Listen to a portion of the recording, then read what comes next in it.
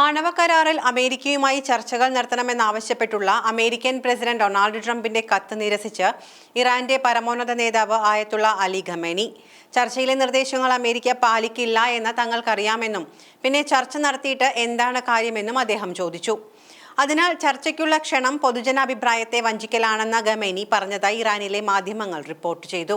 കത്ത് ഇതുവരെ കണ്ടിട്ടില്ല എന്ന് ഖമേനി പറഞ്ഞതായാണ് വിവരം. ട്രംപ് ഭരണകൂടവുമായി നടത്തുന്ന ചർച്ചകൾക്ക് കാര്യമായ ഫലം കാണില്ലെന്നും ഉപരോധങ്ങൾ ചുമത്തി ഇറാനുമേൽ സമ്മർദ്ദം വർദ്ധിപ്പിക്കുമെന്നും ഖമേനി പറഞ്ഞു. ഇറാനെതിരായ ഏതൊരു സൈനിക ആക്രമണത്തിനെതിരെയും അതിശക്തമായി തിരിച്ചടിക്കുമെന്ന് ഖമേനി ബുധനാഴ്ച മുന്നറിയിപ്പ് നൽകി.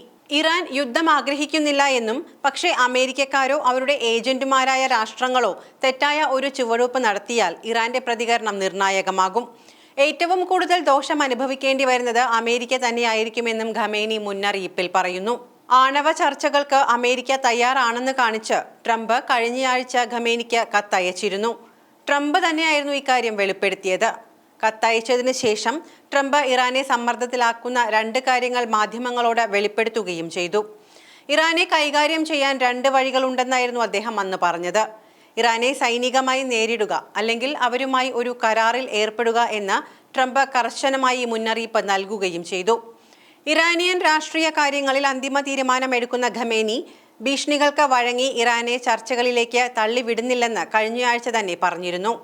ഇറാനുമായി ഒരു ആണവ കരാറിനുള്ള ചർച്ചയ്ക്ക് വാതിൽ തുറന്നിട്ടിരിക്കെ ഇറാനെ ആഗോള സമ്പദ് വ്യവസ്ഥയിൽ നിന്ന് ഒറ്റപ്പെടുത്താനും എണ്ണ കയറ്റുമതി വെട്ടിക്കുറയ്ക്കാനും ട്രംപ് തന്റെ ആദ്യ ടേമിൽ പ്രസിഡന്റായി പ്രയോഗിച്ച പരമാവധി സമ്മർദ്ദം വീണ്ടും ഇറാനുമേലെ ചുമത്താൻ സാധ്യതയുണ്ടെന്ന് ഖമേനി പറഞ്ഞു. UAE പ്രസിഡന്റിന്റെ നയതന്ത്ര ഉപദേഷ്ടാവ് അൻവർ ഗർഗാഷ് ട്രംപിന്റെ കത്ത് ഇന്നലെ ഇറാൻ വിദേശകാര്യമന്ത്രി അബ്ബാസ് അരക്ചിക്കിന് കൈമാറി. അരക്ചിക്കും ഗർഗാഷും കൂടിക്കാഴ്ച നടത്തുന്നതിനിടെ ട്രംപിന്റെ ചർച്ചാ വാഗ്ദാനം വഞ്ചനയാണെന്ന് ഖമേനി വീണ്ടും എടുത്തു പറഞ്ഞതായി ഇറാനിലെ മാധ്യമങ്ങൾ റിപ്പോർട്ട് ചെയ്തു. 2018 ലോകശക്തികളുമായുള്ള ഇറാന്റെ 2015 ആണവ കരാറിൽ നിന്ന് ട്രംപ് അമേരിക്കയെ പിൻവലിക്കുകയും ഇറാന്റെ സമ്പദ് വ്യവസ്ഥയെ തളർത്തിയ ഉപരോധങ്ങൾ വീണ്ടും ഏർപ്പെടുത്തുകയും ചെയ്തിരുന്നു.